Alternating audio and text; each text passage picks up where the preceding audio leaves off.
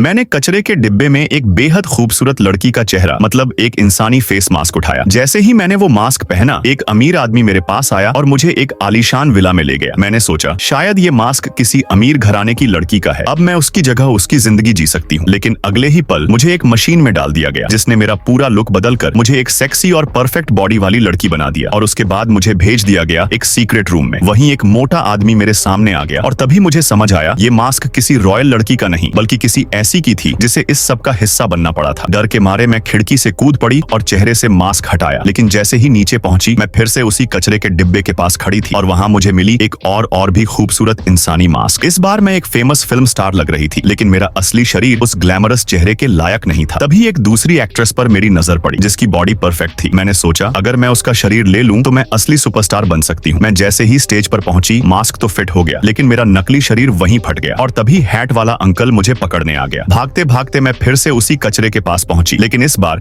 एक बुजुर्ग औरत ने मुझे पकड़ लिया और एक सीक्रेट रूम में ले गई। वहीं मुझे सच पता चला ये सारे मास्क उसी औरत की क्रिएशन थे। उसने मुझे कहा ये मास्क मत पहनना वरना तेरी जान चली जाएगी। लेकिन अब मैं उस खूबसूरती की लत लगा चुकी थी। मैंने उससे सारे मास्क छीन लिए और उसी का एक मास्क उठाकर उसी के चेहरे पर पहना दिया ताकि वो पकड़ी जाए और मैं बच जाऊं। लेकिन जब मैं जीत की खुशी में झूम रही थी तभी मेरा असली चेहरा धीरे धीरे गलने लगा। घबराकर मैंने फिर एक नया मास्क पहना, लेकिन इस बार पहनते ही मेरी स्किन में खुजली शुरू हो गई और अगले ही सेकंड मेरा पूरा शरीर फट गया। वहीं बस एक मास्क बचा था जो अब किसी और का इंतजार कर रहा था।